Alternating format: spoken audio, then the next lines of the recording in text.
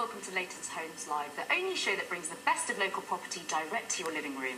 Coming up on the show today, we have Patrick Cloherty and Michael Giovannini from Avard Estate Agents to discuss this week's new homes and to answer some of your questions in this week's House Call. We pay another visit to Ian Poisden's barnyard for another instalment of free-range finance. And we visit some more breathtaking homes in this week's Exceptional Homes, as well as the studio of a very unique local artist. And we'll be looking at another batch of homes for sale and to let in the area with the help of Andy Garth and estate agent Julie Frith. First up, a piece I shot earlier in the summer, which was a pleasure to film. For the past 3 years, residents from Brighton to Eastbourne have opened up their extraordinary gardens to the community to raise money for Macmillan and cancer research. To date, the event has raised £24,000 thanks to the Driftwood fundraising group.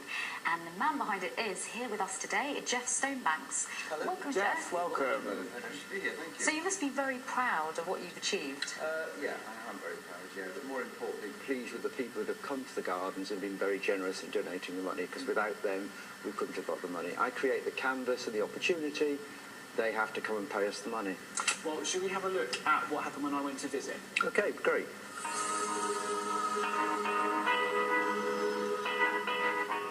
I haven't been shipwrecked, I haven't gone mad.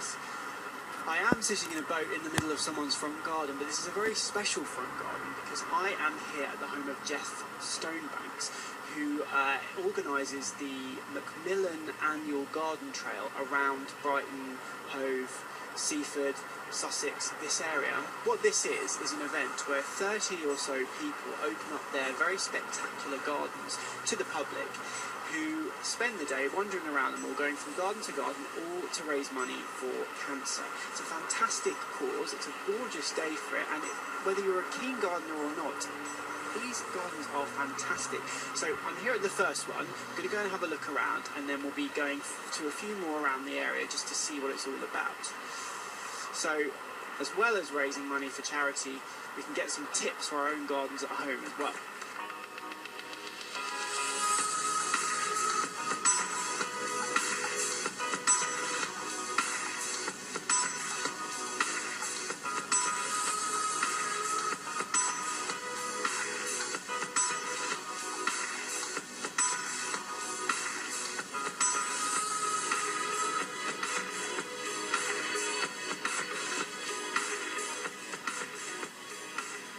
I'm Sarah Coxill from Macmillan Cancer Support, looking after fundraising in South Sussex.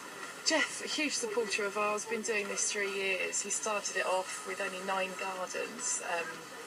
Crazy idea, just to kind of open up, welcome people in, have some tea and cake, put a pot out for Macmillan, and it's grown and grown and grown. So in its 3rd year now, he's got over 30 gardens, raised over £30,000. And what I'm forever reminding him is it's not just the money that he raises through putting the club's volunteers into these events and encouraging everyone else to open their gardens, but it's the awareness raising that we can't measure. We will never know the rippling effects of how much press and exposure he's got for us and what that's encouraged other people to go on and do for us, specifically for the centre. So he sets an incredibly high standard and is a very good example of supporting the charity. Right, so Jeff, this is your garden. It is indeed, Andrew, yes, my own garden. Okay, so tell me about your involvement in this and a bit about the event. Okay, well, many years ago, 2007, my dad died, and although he didn't actually get the need of Macmillan, they were very supportive in getting everything together at home for my mum, ready for him to come home. Regrettably, he died before he got there. 3 years ago, we set the trail up with just 9 gardens along the coast, 1 in Brighton and the most of them this end towards Seaford. And it's grown. I mean, we had 9 in year 1, which was 2012, we had 20 last year in 2013, and this year we've got 31. Wow, Jeff, that was amazing. I mean, so many people have got involved and they're so incredibly enthusiastic about it. Yeah, they have. I mean, you get the bug, to be honest. You open your garden. If you can be persuaded to open your garden once, and you do it once, the experience is such that people really want to do it again, because nobody comes in and criticises your garden. They all come in and have something nice to say. I mean, I've got to say, obviously I was there on the day, and that VT there just showed us what Jeff's is like.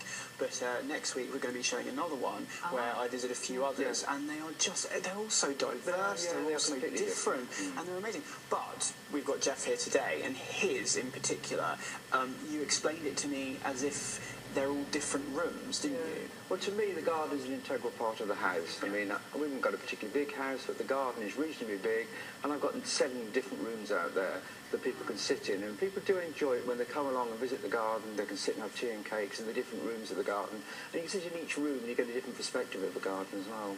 So can you tell us a little bit about all the different rooms? Yeah, I mean, the garden itself is started off on a slope, so in order to get rid of the slope and create some seating areas, it was a necessity to keep the rooms. Also, being where I am by the coast, I've got strong winds that blow across the garden, and it meant that I've been able to use particular hedges that are good in coastal areas to create the dividers for the rooms. So it worked well on several different levels. You transported that garden, didn't you, from your old house to this one? Where was the other place? I lived in North London for 30 years. So it's such a difference. So I suppose what you grow there and what you grow here is a little bit different. It has to be treated differently. I mean, we had 2 removal vans, and I had 150 pots were brought down, but in the first winter, quite a lot of it was died because of the winds. But now you get to know what can and can't grow. But my philosophy now is I buy what I like and encourage other people to do the same. If you plant it and look after it, chances are it will survive. Now, you obviously are an expert on plants. No, expert's too strong a word. Well, you know what you're talking about. Are you familiar?